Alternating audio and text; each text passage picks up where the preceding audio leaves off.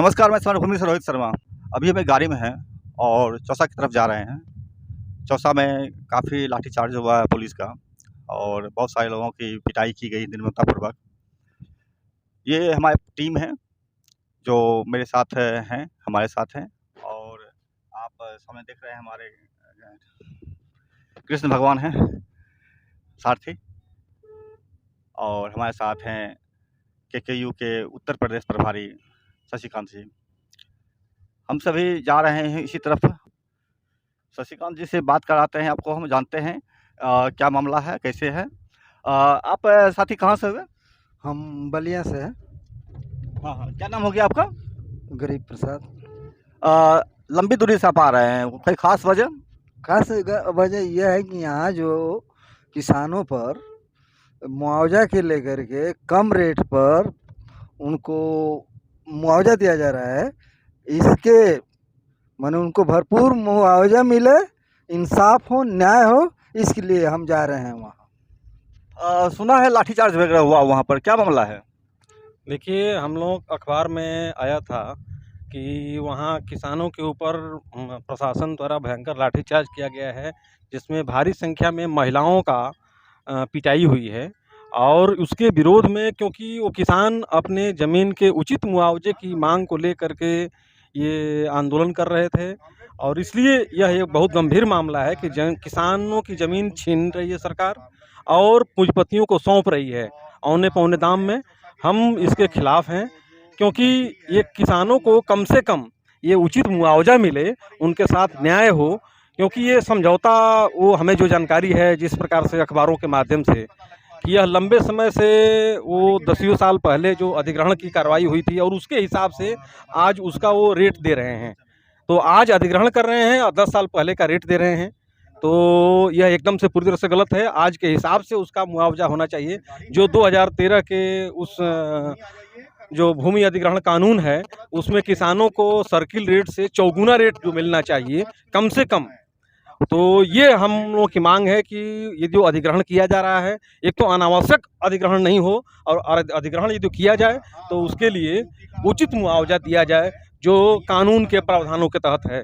यह ज़बरदस्ती नहीं चलेगी, नहीं तो अब किसान केवल पीटे नहीं जाते रहेंगे, बल्कि किसान भी अब लाठी उठाएंगे और सरकार के और उन कंपनियों पर उतने ही मजबूती से वार करेंगे। ये फैक्ट फाइंडिंग टीम है जो जा रही है चौसा की तरफ, चौसा किसानों से मिलने के लिए। मैं बता दूं कि ये किसान आंदोलन बहुत लंबे समय से चल रहा था और संयुक्त किसान मोर्चा का ये पार्ट है, संयुक्त क्रांतिकारी किसान यूनियन, जो कि इसमें जा रही है फैक्ट फाइंडिंग के लिए। लेकिन यहाँ आंदोलन चल रहा था, ये आपको संयुक्त किसान मोर्चा की तरफ से नहीं था, ये इंडिविजुअल्स जनता वहाँ की स्वतंत्र रूप से आंदोलन चला रही थी। हम जानेंगे अपने सारथी संतोष सिंह से कि ये जो जा रहे हैं वहाँ पर, तो क्या और कुछ मूल मामला है और कैसे कैसे चलेंगे ये? मैं मूल रूप से बलिया जनपद का रहने वाला हूँ। तो एक प्रकार से आप कह सकते हैं कि सांस्कृतिक तौर पर जो है बिहार और उत्तर प्रदेश के ये जो इलाके हैं वो एक ही हैं। तो आप मुझे बिहार का भी समझ सकते हैं, इसमें कोई दिक्कत नहीं है। सांस्कृतिक तौर पर मैं पूरी तरीके से हम लोग जुड़े हुए हैं। रह गया सवाल इस आंदोलन का, तो ये पहले से भी ये संज्ञान में था कि चौसा के आसपास का ये जो इलाका है, यहाँ एनटीपीसी के लिए भूमि अधिग्रहित की जा रही थी। रेट 20 साल पुराना इनको दिया जा रहा था, जिसको लेके वहाँ के आम किसान जो हैं आंदोलनरत थे। उसमें जिस निर्ममता से लाठी चार्ज किया गया है, ये कहने के लिए सुशासन बाबू का राज है, लेकिन ये कंस से भी बुरा राज दिखाई दे रहा है। जिस प्रकार के फुटेज हम लोगों के सामने आए, मैंने देखा 80 से 85 साल की महिलाओं तक को मार के उनका हाथ तोड़ दिया गया, चेहरे से उनके खून टपक रहा था। इतना इस भयंकर तरीके से यहाँ लाठीचार्ज किया गया था, इसका फुटेज मैंने देखा था।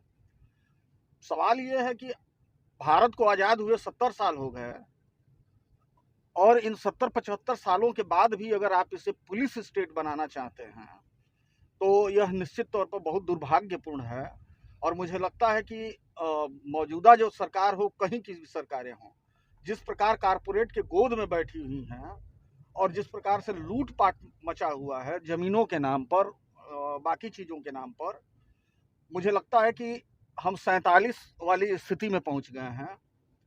हम केवल इस उद्देश्य से ही वहां जा रहे हैं कि वहां हम जो है उन लोगों के साथ उनके दुख दर्द को बांट सके, और यदि वो कोई रणनीति बनाते हैं तो पुरजोर तरीके से जन बन धन तीनों तरीके से हम उनके साथ खड़े होने का प्रयास करेंगे और अनवरत उनके संघर्षों में हम शामिल रहेंगे।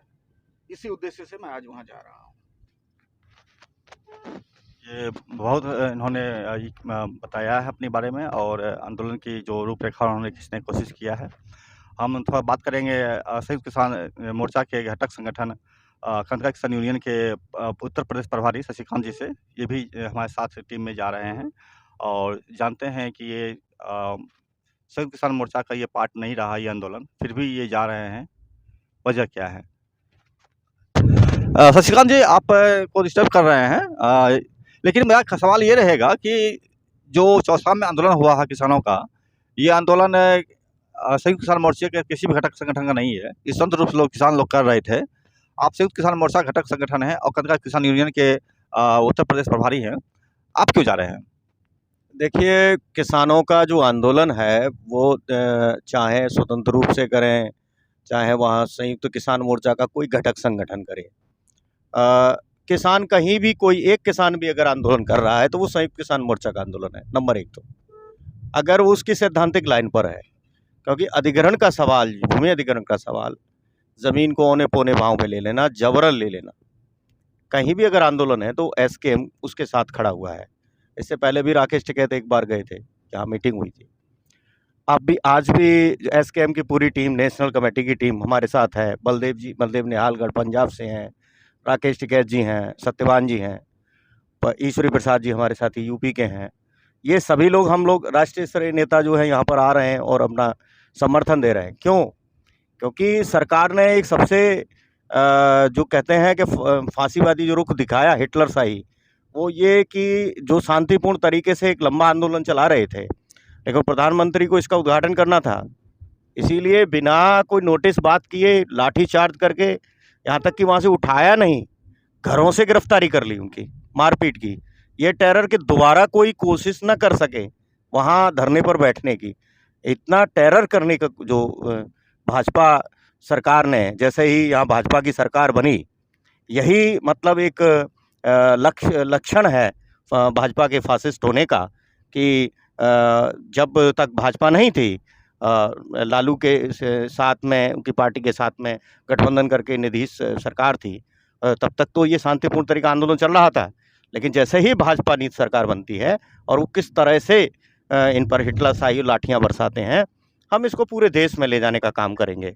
हम जो आज आए हैं, उन गाँव में भी हमको जाना है, बनारपुर है और भी बहुत 2-4 गाँव हैं, उनमें जाएंगे और उनकी बातें पूरी देश में ले जाएंगे कि सरकार कैसी है, और उनके हम साथ खड़े हैं उनकी मांगों पे। ये जो सरकार बदली है, जो पहले लालू यादव के साथ थी और अब भाजपा के साथ हुई है, इसमें ही नहीं बल्कि एक छात्र आंदोलन हुआ था, उसमें भी सरकार बनने के साथ बाद ही भयंकर लाठीचार्ज किया गया था। तो लाठीचार्ज की लगातार इस बढ़ती प्रवृत्ति को आप किस रूप में देख पा रहे हैं सरकार के मामले में? देखिए, ये जो प्रवृत्ति है कि जो फांसीवाद का एक लक्षण है, वो एक अपना लक्षण होता है। उसका लक्षण यही है कि वो कोई सी भी डेमोक्रेटिक आंदोलन तक को कुचलता है। जो शांतिपूर्ण डेमोक्रेटिक आंदोलन है, जिसका संविधान में अधिकार दे रखा होता है, जो संविधान के दायरे में भी जो आंदोलन होते हैं, उनको भी कुचलने का काम करता है। यही फांसीवाद का वो है, क्योंकि वो सारे जो पूंजीवादी लोकतंत्र है, उसके जो कानून के दायरे हैं, उनको भी रौंदते हुए आगे बढ़ेगा। तो ये लक्षण है उसके। मेरा एक सवाल रहेगा शशिकांत जी, आप लगातार देश में आंदोलन चल रहे हैं, पंजाब में, हरियाणा में बॉर्डर पर किसानों को रोक दिया गया, इसके साथ ही आपको लद्दाख में भी आपको सोनम वांगचुक लगातार 21 दिन तक अनशन पर रहे। तमाम जगह लोग आंदोलन कर रहे हैं, लेकिन उन पर सुनवाई नहीं होती है या उन पर लाठीचार्ज होता है। तो इस हालत में आप क्या करेंगे? देखिए,